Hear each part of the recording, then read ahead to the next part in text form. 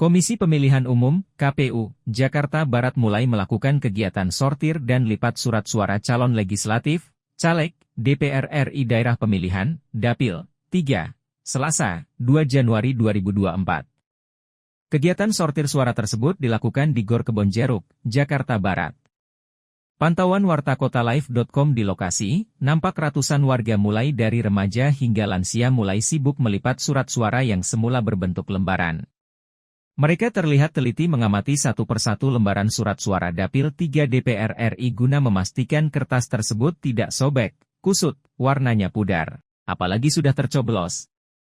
Setelah itu, mereka melipatnya menggunakan bantuan peralon atau alat penggiling kertas untuk memastikan kertas tersebut terlipat rapi. Menurut Ketua KPU Jakarta Barat, Istianti, jumlah warga yang diberdayakan untuk melakukan sortir lipat surat suara adalah 120 orang. Kegiatan sortir lipat surat suara yang dimana pada hari ini adalah surat suara DPR RI Dapil 3, Dapil Jakarta Barat, Jakarta Utara juga 1000 yang akan kita lipat. Oke, ini melibatkan siapa aja Bu di dalam petugas ini? Petugas sortir lipat di sini adalah warga Jakarta Barat, jadi kita sekolah berdayakan masyarakat. Total ada berapa Bu yang melipat? Ada 200 petugas sortir lipat. Kalau untuk alur pelipatannya seperti apa Bu aturannya Bu?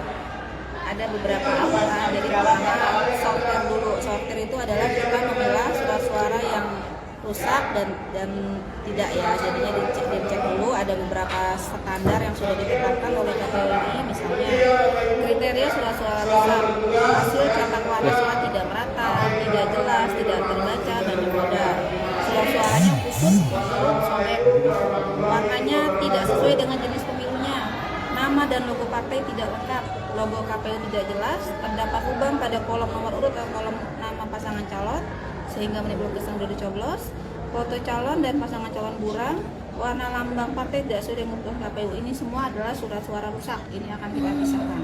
Setiap jam 6 kita cut off. Cut off itu berarti kita menghitung berapa yang rusak, berapa yang berhasil kita lipat pada hari. Nah, selanjutnya walaupun ada sedikit cacat cetak, tapi masih bisa digunakan. Misalnya hanya ada bintik-bintik kecil di luar area pencoblosan, terus ada garis tepi yang terpotong, terus maupun ada beberapa gangguan yang tidak terlalu mencolok, maka itu masih dianggap layak digunakan. Baik, untuk penggunaan ruangan ini sendiri, apakah hanya hari ini digunakan untuk sortir lipat atau besok juga masih dilakukan Bu? Ini akan terus digunakan sampai selesai proses sortir lipat surat suara DPR RI. Oh, berarti jumlah sortir lipatnya itu berapa banyak surat suara Bu yang harus dilipat? Surat suaranya sesuai dengan jumlah suara DPT kita ya 1.905.532 plus 2%. Tapi target kita hari ini menyelesaikan 350.000 lembar. Targetnya berapa hari tuh Bu? Insya Allah 5-6 hari.